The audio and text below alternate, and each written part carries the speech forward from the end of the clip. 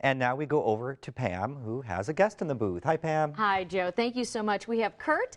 Thanks for stopping by today. You're the director of the Indiana Tearjerkers. Right. Before we get talking about that, we're going to set the mood a little bit. We've got a music clip from an artist by the name of Bob Richards, to get us in the mood. Let's hear it.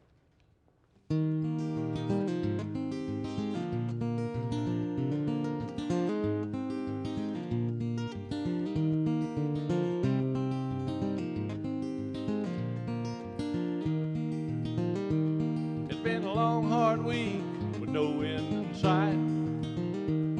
I work all day and half the night. No time for fun, no time to play. But after 5 today, I'm out of here. I'm on my way. Honey, hook up the teardrop. I'm on my way. Out on the highway, it's a brand new day. East or west, north or south, it don't matter which way we go. Hook up the teardrop, head off down the road.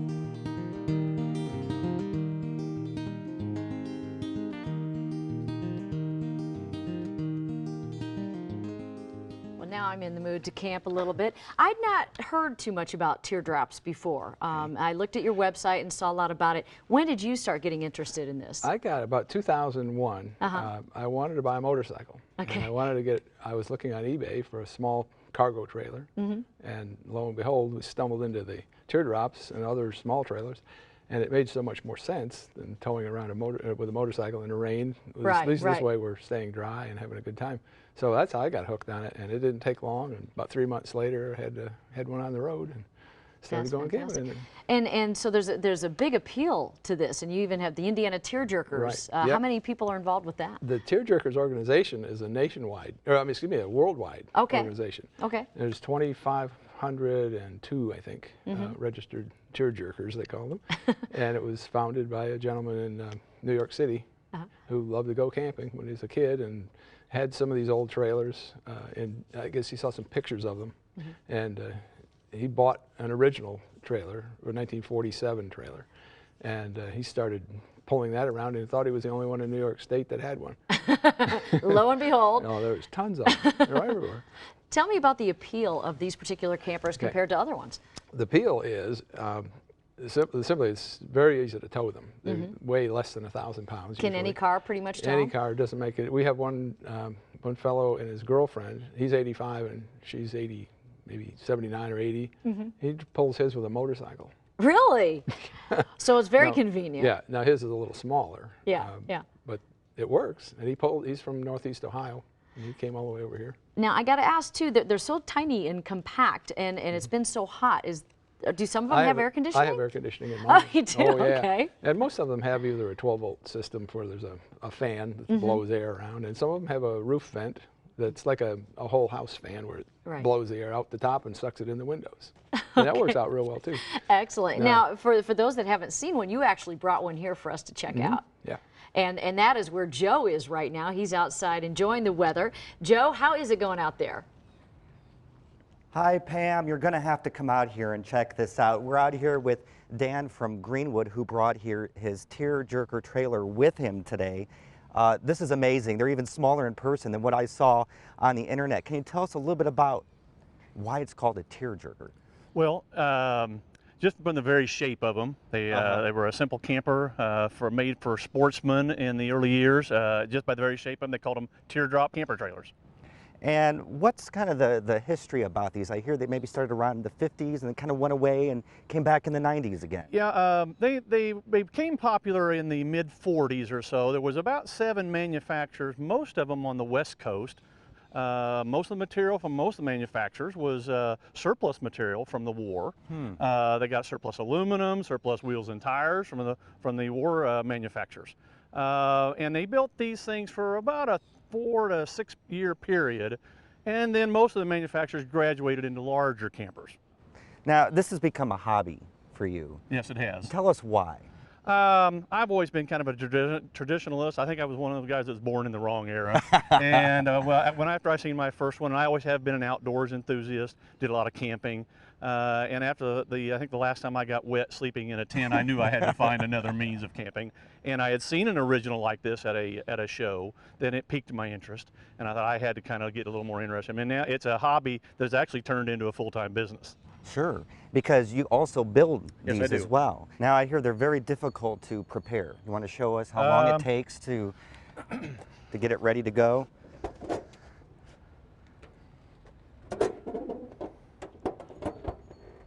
It's ready. There we go. Ready to go camping. Ready to huh? go camping. So this here is storage and looks like the kitchen. Yes, this is the kitchen area called the Galley. This is an ice box for keeping drinks cold. It's got a water tank behind that wall there that gravity feeds down to a faucet and just has basic storage in a storage cabinet. That's all you need, right? That's all you need. A place to cook and a place to sleep. The bed's in the front, yes.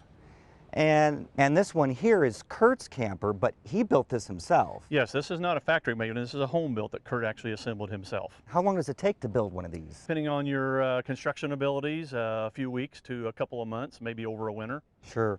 And this one, of course, all the conveniences of home, you know, the coffee pot, and I think there's Yes, more so. Even modern conveniences. Look at that. Television right there. Television. Before we go back to Pam, though, I have to see the inside. Okay. Which way? This way here? Basically the same design format with the bed in the front. Look at that. And if I'm not mistaken, even a little bit of home convenience, home theater system inside. Home computer, TV. DVD, flat panel. Great. Well, these are so fun. Thanks so much for coming out here. For now, we're gonna go. Yeah, we're gonna go back to Pam in the studio. Thanks, Joe. So, Kurt, we saw your teardrop camper out there, and you built that yourself. I did. How long did it take you? About 3 months, I would guess. About 3 months. Start to finish. And did you do it in the winter so you'd have it ready for the summertime? We had a fairly warm winter, and the hardest part was waiting for the snow to melt so I could take the aluminum outside and lay it on the grass so I could cut it out, the shapes in the side, and then glue it on the sides. And it's basically plywood and a small trailer frame, plywood walls, and aluminum covering. And you know, I was noticing your shirt, the Jerkers Gathering, McCormick Creek State Park. Yeah. So how many are there for the weekend? We have, right now, we think there's probably 139. That's probably the biggest gathering, one of the biggest gatherings in the United States ever. So and if people see you on the road, I'm assuming you get some questions asked. Oh yeah, you don't dare stop for gas when there's people Really? around. Unless you have time, because people love to ask questions, and they're fun to explain the whole system to them. Now, I can imagine, too, I was seeing you had a TV with yours, and you said air conditioning. What's the most tricked out one you've seen? Oh, let's see. I've seen some with slide-outs. Slide-outs? Like a big trailer, except it has a slide-out for maybe an air conditioner or a dog. Now, probably the coolest one I've seen is there's a couple that has 3 children, little kids. They were when they built it. And they like to go camping, and they took a tent for the kids. Right. Well, they thought it would really be neat if they had 2 teardrops, one big one and one little one. So he built a second one and tows it in tandem with the first one. So there's a car and 2 trailers going down the road. And then when they park them side by side and have a little breezeway that goes between the 2 trailers, a little canvas covering, so that they can get to the kids easily. And it's amazing. People do the darndest things with them. Some of them have the mattress is in sections, and you can pull it up and make a couch inside. Really? Play cards in there, whatever you want. You have to sit down to do it. Yeah. Because they aren't very tall. So there's all sorts of different sizes of these, just depending on what you want. Yeah, the old originals were about 4 feet wide, like Dan was saying, and they were all built on a 4x8 trailer usually. That was just kind of a modular size, and now about 90% of the new ones are 5 feet wide or bigger. Okay. Because people are bigger. Right. My wife, fortunately, is small enough so we can both. I'm glad you didn't say the other. I was like, my wife's big, so she's. That's fantastic. And people bring their dogs. I mean, it's just like camping, only it's very convenient. A lot of dogs. A lot of people have dog houses attached to the slide out. They'll do anything. It's as creative as you want to be. It is, exactly. What are some of the accessories that go along with most of them? Well, there's many of them have the attic fan I was talking about, or the whole house fan concept. There's coffee makers that are built in. I've seen refrigerators built in the Galley. Right. And electric. Well, Dan has an electric freezer refrigerator in his. He just plugs it in, and he's got cold all weekend if he wants it. And just, I mean, just about anything you can imagine. I've got a lot of shelves and storage or drawers, little utensil drawers and things like that. Right, and right. it all works. Boy, it's so much easier. And probably the best thing about them, you don't have to worry about rain.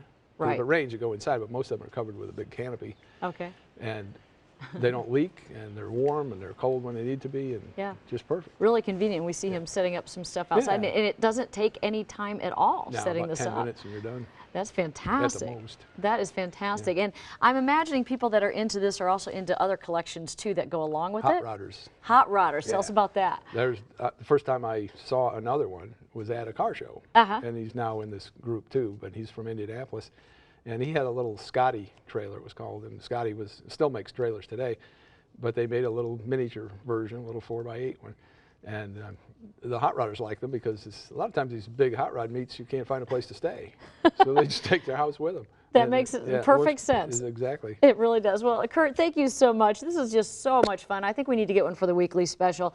And Joe is out. Joe, are you still out there? Oh, Pam, this is a blast. We're having a great time out here. If you need anything, just holler. We'll be out here. Okay. Well, Kurt, while we try and figure out a way to get Joe back in, let's talk again about the big event going on this weekend at McCormick's Creek. McCormick Creek. I didn't realize this, but it's the very first state park in Indiana, so they're having big celebrations. Okay. 95th anniversary. And there's people coming in to just look at our little trailers, but we scheduled it over there because it was a nice big park. We call it Crossroads of America because it kind of is. And we've got people from Florida to Montreal to California, and almost the entire east coast of the country states are covered. Well, that's And exciting. Just people everywhere. And that's at McCormick's Creek this weekend, and people can come by and ask questions all they want.